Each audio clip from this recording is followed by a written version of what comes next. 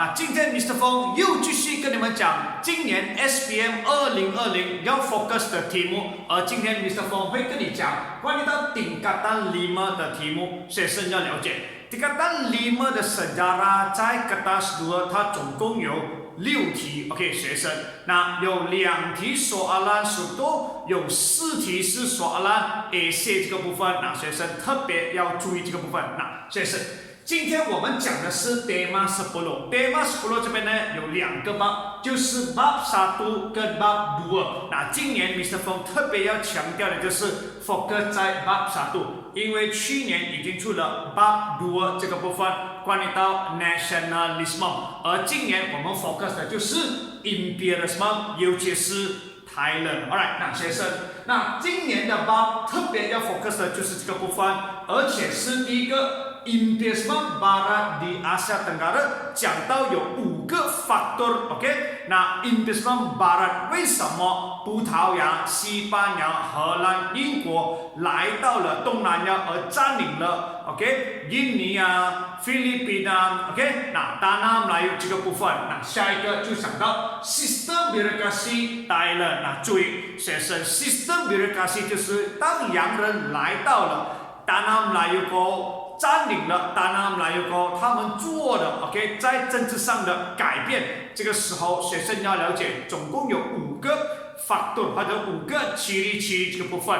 那下一个要 focus 的就是关于到 Revolusi Thailand。那今年泰国的 bab 非常重要，特别要注意。来，我们看看今年 OK，terangkan faktor yang mendorong Imperialisme Barat di Asia Tenggara。 那这个部分学生要讲有5个因素，为什么洋人 OK 他们要来到了东南亚。第一个 part keistimewaan Asia Tenggara。 那在东南亚有什么优势，有什么优点？第一个 kedudukan Asia Tenggara yang strategik OK， yaitu terletak di antara China dengan India， 我们大家都懂。之前那些洋人他们都想来到中国进行买卖，但是到中国的时候，他们一定会经过Asia Tenggara， 所以Asia Tenggara 呢 dekat dengan kawasan pasaran， 中国跟印度 pasaran yang luas， OK， 而且 Asia Tenggara memiliki tanah yang subur， 甚至kaya dengan bahan mentah。 那这个部分学生要了解 tarikan Asia Tenggara。 下一个就是 revolusi perindustrian。 那在工业革命英国的时候呢，他们生产了很多产品，那么他们需要的长期的 bahan mentah， 当制造了过后，他们在找新的市场来扩大他们的产品，在这个时候就看中了中国跟印度，甚至是Asia Tenggara人口比较多的，所以这部分 revolusi perindustrian OK menyebabkan sektor perkilangan meningkat， 在工业革命的时候开了很多工厂 OK。 那kuasa barat memerlukan bahan mentah dan mereka perlukan pasaran yang lebih luas， 这个就是他们看中了东南亚的目的。Alright， 下一个 perkembangan sistem perhubungan 跟pengangkutan也是一个因素。讲到 sistem perhubungan 哦，学生要记得发明了 Telegram OK， 将方便他们联络在东南亚甚至在亚洲的 agent。 如果是 perkembangan sistem pengangkutan 呢，有2个部分，第一个就是 pembukaan terusan Suez OK， 那 memendekkan jarak dan mempercepatkan perjalanan， 还有就是ciptaan kapal wap。 那学生，那么可以 membawa muatan yang banyak OK， perjalanan lebih selamat， 这个就是 faktor perkembangan sistem pengangkutan dan perhubungan。 那下一个就是 persaingan antara kuasa barat。 那洋人国家他们都非常竞争，他们想扩大势力，占领了外面的世界过后呢，那么他们可以得到很高的荣誉。在这个东西 kuasa barat bersaing untuk meluaskan tanah jajahan， semakin luas tanah jajahan semakin tinggi sanjungan OK， 得到很高的 OK。 那尊敬这个部分先了解吧。那最后就是关于到他们用的口号有2个，第一个 British 跟 Belanda 他们竟然用了 slogan beban orang putih。OK， 那这个他们自己认为他们的大马顿会更加马住，是他们的责任。OK， 来发展亚洲的人。如果是法国的话，他们就用了 slogan tugas menyebarkan tamadun， 甚至也有洋人他想传agama Kristian kepada Asia Tenggara。那这5个因素，学生要了解。OK， 曾经考试也出过这个 part。但是今天 Mr. Fong 要跟大家讲的 soalan kebat 他会怎样问法呢？那这边 pada pendapat anda mengapa Asia Tenggara menjadi tarikan kuasa Barat menjalankan dasar imperialisme Barat di serantau tersebut？ 那他们有这样打的，他就问，请问东南亚有什么吸引力呢？那这边他问我们4分，第一个。Asia Tenggara menjadi tarikan kuasa Barat kerana kedudukannya yang strategik， 有1分。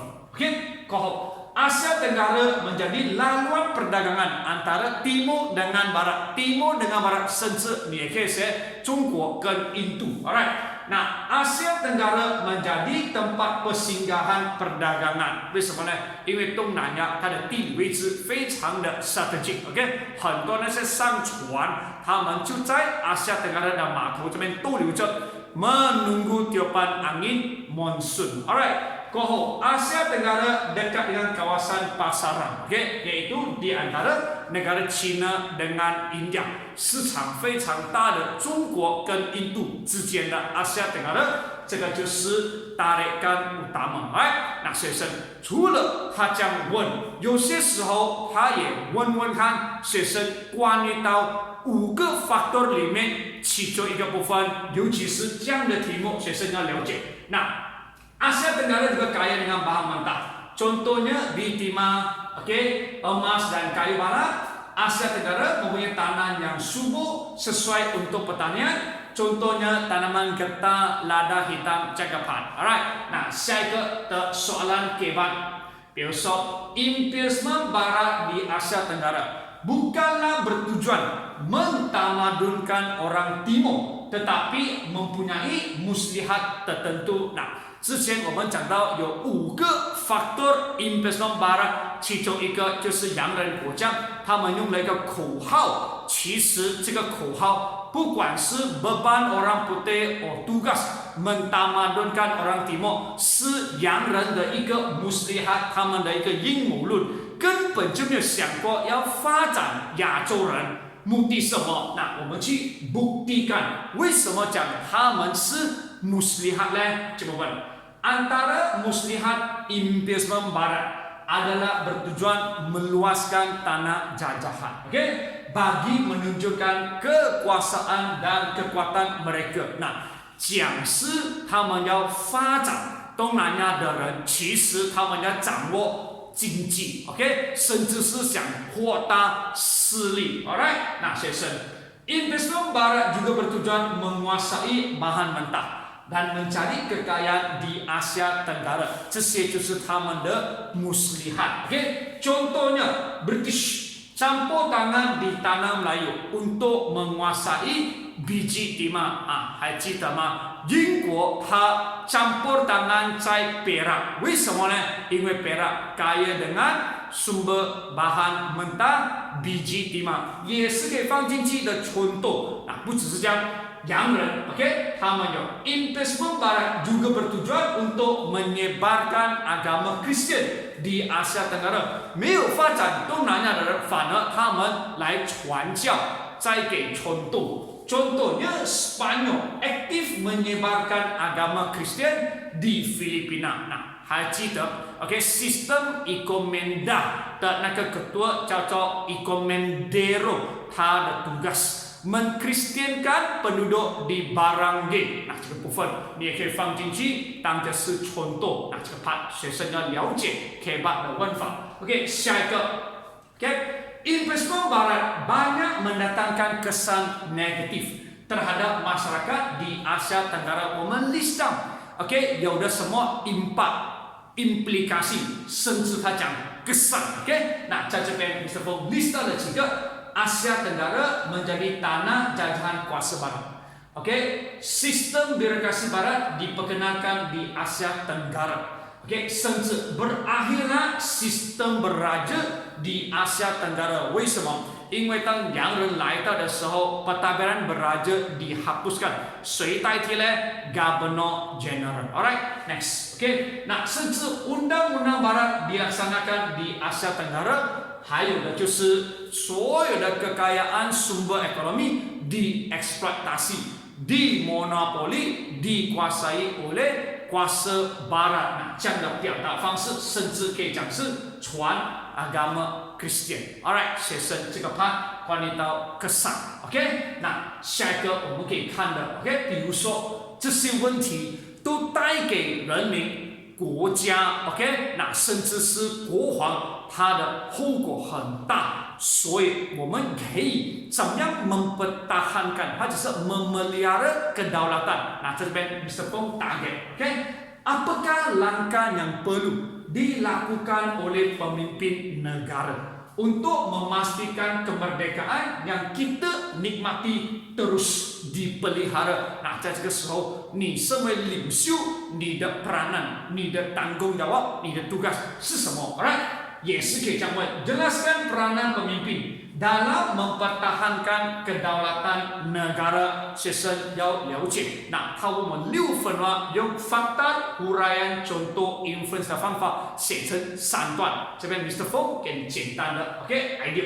Pemimpin perlulah bijak, memperkasakan sistem pertahanan negara. 在国防方面加强了给用中度 kelengkapan senjata yang canggih, pasukan keselamatan atlet. 那在这边 OK 可以买进很 advanced 的武器，甚至训练那些精英的 OK 军队。这个 part。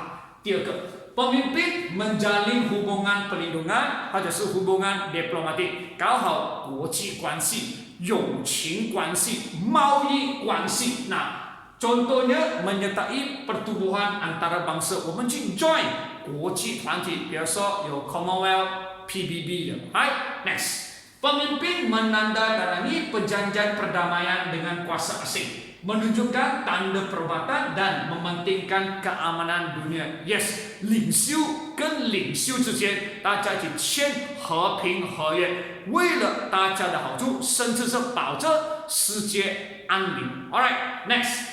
Pemimpin mentadbir negara dengan cekap dan adil, berusaha membentuk rakyat yang bersatu padu dan cinta akan negara. 这个也非常的重要，领袖要管的非常的公正，非常的cekap。这样的时候可以 melahirkan masyarakat yang bersatu padu, tak setia kepada raja。